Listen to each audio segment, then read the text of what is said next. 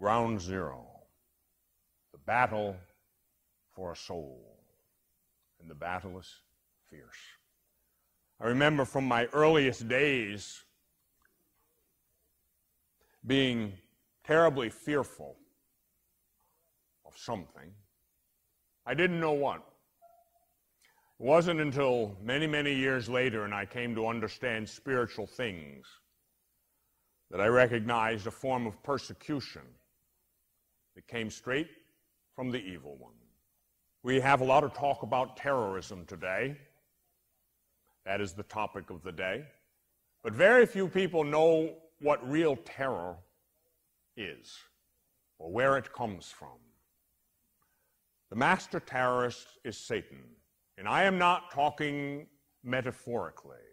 I am not speaking in the language of metaphor. I'm speaking literally. The master terrorist is Satan. The Bible says, and Satan and terror went before him.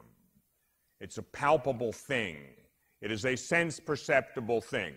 I'll never forget, I once went to an old house in upstate New York when I was young.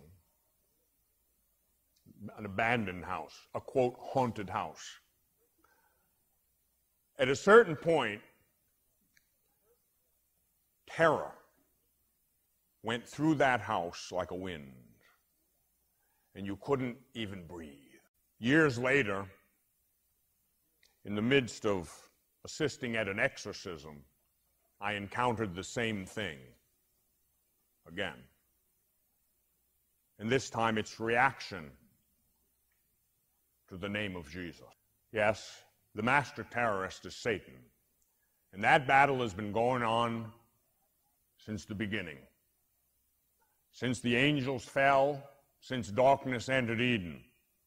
And the outcome of that battle is what determines the outcome of every other battle.